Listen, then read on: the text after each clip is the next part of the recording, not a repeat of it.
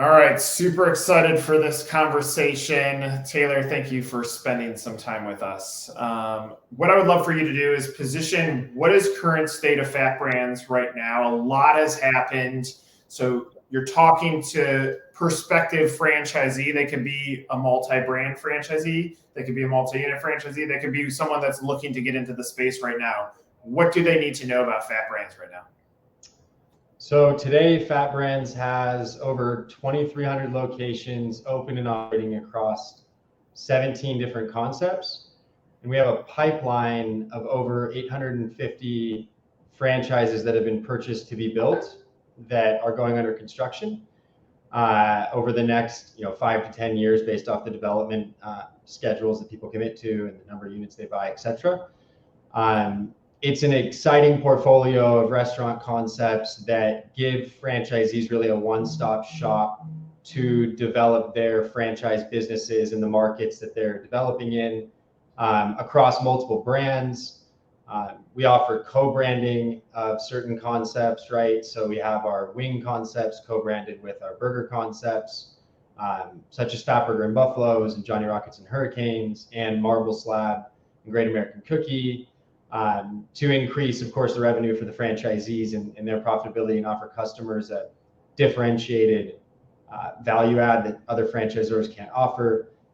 By being, a large platform such as ourselves, franchisees also have the ability to, once they've developed the market or the area that they've developed with one brand, come back and continue to develop that market with other fat concepts without having to go to another franchisor, but at the same time, they can cover, major food categories, whether it's burgers, pizza, ice cream, chicken, cookies, hot dogs. Of course, we have Fazoli's Italian. Twin Peaks is another brand of Fat Brands, which is a much larger investment in the polished casual space. So it really does, lend itself as a one-stop shop with a bunch of unique offerings for franchisees as they evaluate development. Take me backwards. I mean, like, the reality is Fat Brands, it is not an overnight success story, but a lot has moved with the business to get this set up so that it is perfectly positioned for anybody that's starting to build a portfolio or wants to build a multi-brand portfolio under one franchisor. But how does this thing start taking off? Like, where was the concept created to say, let's go start acquiring and putting it all under one umbrella? So the original brand that we started with was Fat Burger, and there were 40 stores back in 2003. The brand was purchased by Fog Cutter, which is a private company. At that time, we refranchised the corporate units and realized that was our aha moment in franchising. All the corporate units became franchised, and we realized that we were better at supporting franchisees than trying to manage corporate restaurants that were all across the U.S. They were not just in California, which made it difficult. And franchisees, of course, run better stores than corporate can in their markets because they live that market. They're there every day. They're operating. Over time, we then acquired Buffalo's Cafe and began co-branding Fat Burger, but also developing more Buffalo's Cafe restaurants through franchising, and realized, okay, we can manage multiple concepts with one back of the house as it pertains to, finance, accounting, franchise development, not as it pertains to operations and marketing. You still need to have, of course, the support functions for franchisees that are specific to brands in the field, and have plenty of those people in order to successfully run the business. And in 2017, we contributed those brands along with actually Ponderosa and Bonanza, which we acquired during our IPO, into Fat Brands. And that was really the start of Fat Brands' growth story. Since the IPO in 2017, we've gone on to acquire Hurricane, Elevation Burger, obviously Global Franchise Group, which is Round Table Pizza, Marble Slab, Great American Cookies, Pretzel Maker, Hot Dog on a Stick, and now most recently Twin Peaks, Fazoli's, Native Grill and Wings, and that's how we've gotten to where we are today. Same concept of, one administrative back of the house, but brand specific operations and marketing teams to support, franchisees and their growth. And the beauty of it is we are always, looking to increase our franchisee sales and make them more profitable, and also save them money where we can. So supply chain is a big function of this, and by acquiring multiple concepts in the same space, whether it be burgers or chicken or dessert offerings, etc., you can essentially work to reduce the cost of goods for the franchisees by streamlining those suppliers, right? The more burger brands we own, the more meat we're buying, etc. Obviously, there's different specs per brand, but you're placing larger orders and really save the franchisees money, and also give them more arrows in their quiver, if you will, which I was speaking to earlier about what they can and can't develop and how we build the restaurants, which I think we can get into, which is also unique. Is there enough time? I mean, with all that movement, is there enough time to take a step back and say, wow, look at the access to data that we have as a business? You will know if there's shifts happening in the marketplace in desserts or snacking or pizza or wings, or burgers. The reality is, across all these businesses, you're going to have a unique viewpoint into the data movements, which could help on decision making on what products get LTOs and what products get created. Is there enough time to take a step backwards and say, wow, look at all the data that we have access to? Or is that level next for Fat Brands? So the short answer is yes. And kind of to further that point, there's of course the data, but then there's also just extremely experienced, management team members, as well as, operations and marketing team members.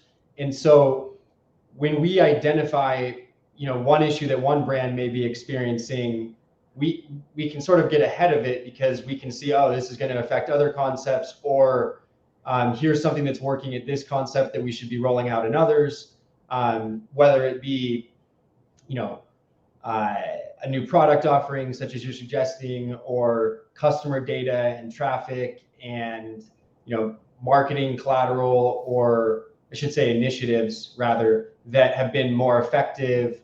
It also helps to, increase the targeted approach of really spending for marketing in certain markets for franchisees, and you can sort of use the data that you've collected on one campaign and roll to the next campaign and fine tune it. There's all sorts of benefits to having more eyes, if you will, in different, restaurant segments, but have it all being shared across the platform rather than siloed off as one brand. So the data is extremely important. I would tell you, from a real estate perspective, given that I'm running development for the company as it pertains to new franchisees and existing franchisees building more stores, the data on that side has been extremely helpful through not only our existing infrastructure pre-acquisition of some of these concepts, but post, such as Twin Peaks and Fazoli's are extremely robust management teams and companies with big pipelines, but they also have really data-driven real estate decision-making software and systems in place. So when we look at a location, we can see how other brands are performing and what they looked at as their key, drivers to go into that market, and see if it applies to other concepts, if you will, and really share that across the platform to make sure that we're making the best decisions for our franchise partners as we grow. All right. So another thing that I'm hearing as I'm listening to take us through the journey of Fat Brands is the reality is the value of the opportunity ends up being greater. As a buyer, let's say you're a multi-unit operator, the brand that you're with is saturated. You're not going to be able to open up more units. And let's say that is a single brand franchisor, and you look at a single brand franchisor, the access to data and resources that they have is limited.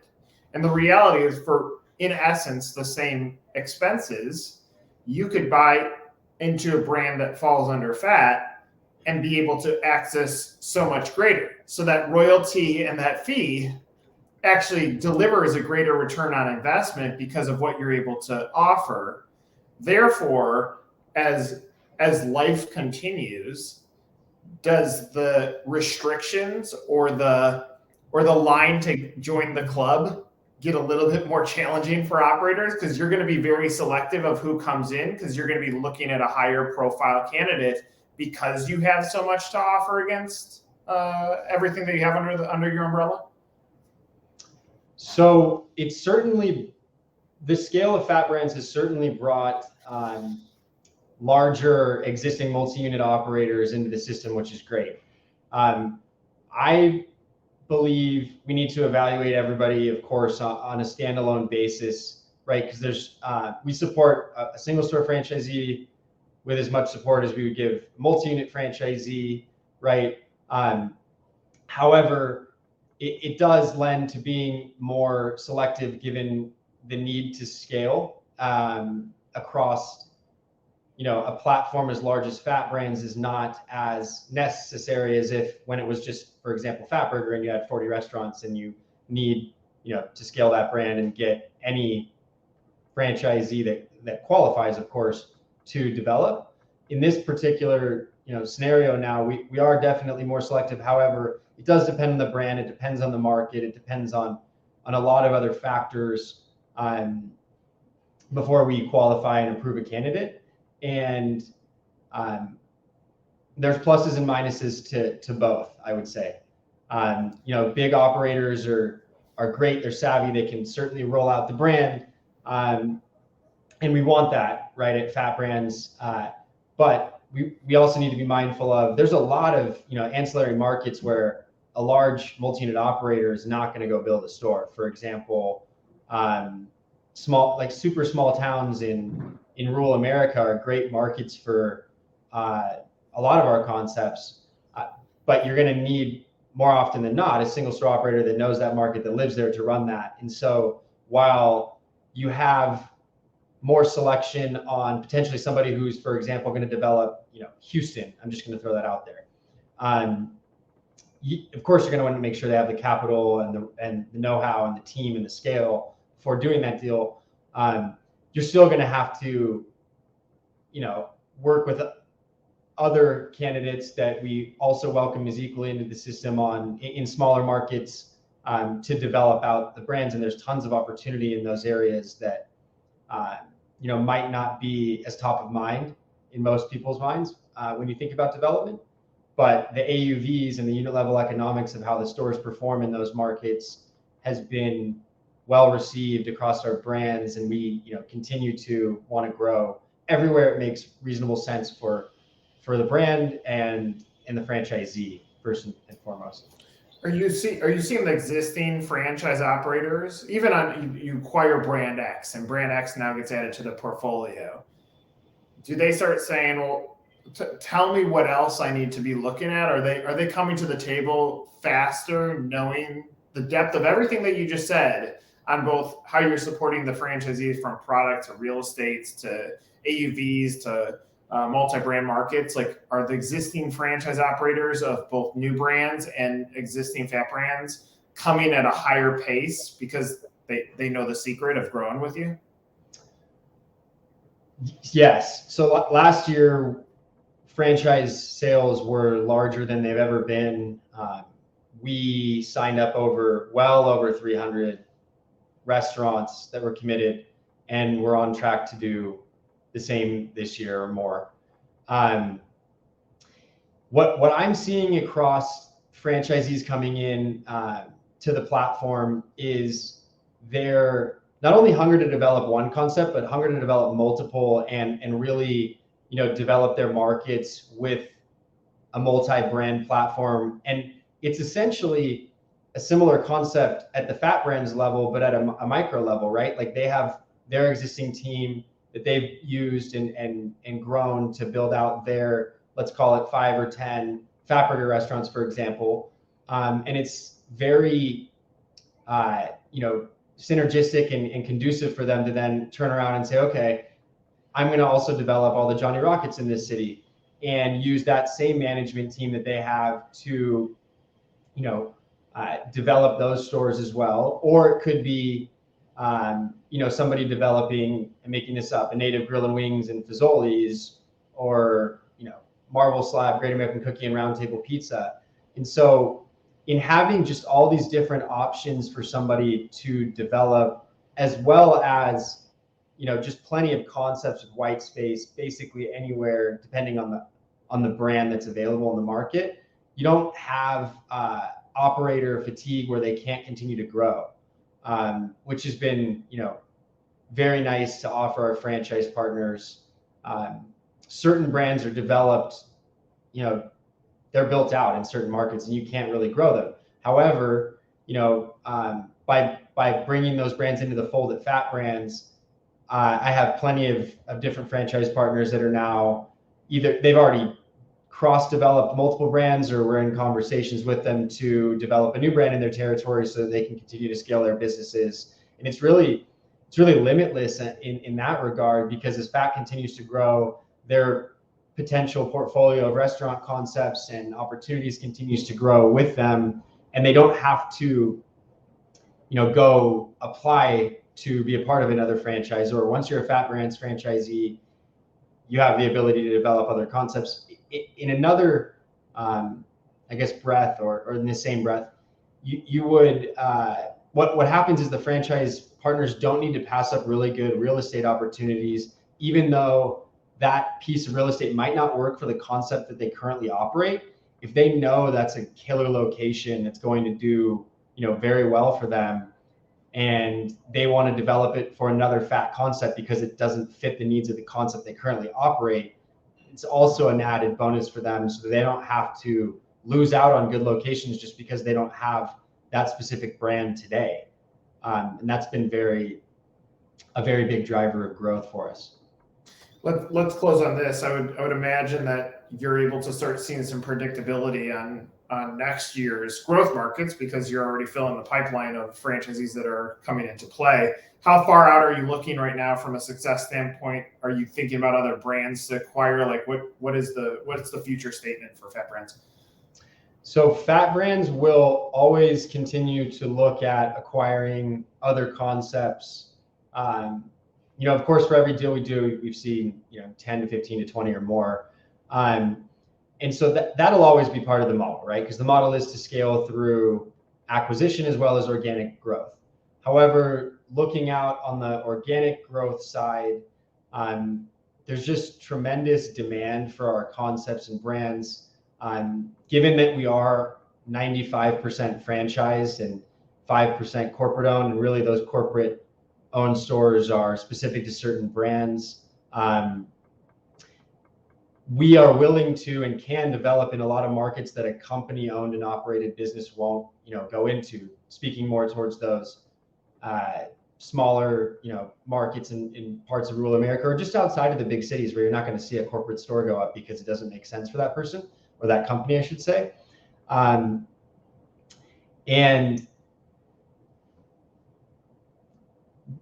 we're seeing still through 2022 now, coming out of COVID, more demand for new franchise development than we've ever seen. I fully anticipate our existing pipeline of 850 locations to grow to more than 1,000 over the next year easily. And we would like that. Of course, I would like that to be a multi-thousand unit pipeline. I think that's the ultimate goal. And we want to open up hundreds of restaurants a year and give our franchisees the ability to never stop growing should they wish to continue to develop. I mean, what you guys have set up, love this conversation, because you've set up an inventory of business opportunities to align with the buyers that are coming in. Therefore, to actually build a pipeline, you're controlling the pipeline. And frankly, as an operator starts seeing what do you get from a vision and leadership standpoint as a franchisee under the Fat Brands umbrella, more likely than not, you're going to want to stay sticky with that business and continue to invest in it. So I think you've set up a tremendous infrastructure, and I'm excited to see where this goes. So Taylor, thank you so much for the conversation. This gives you a glimpse into it. I look forward to continuing this conversation down the line. Nick, thanks for having me. I appreciate it.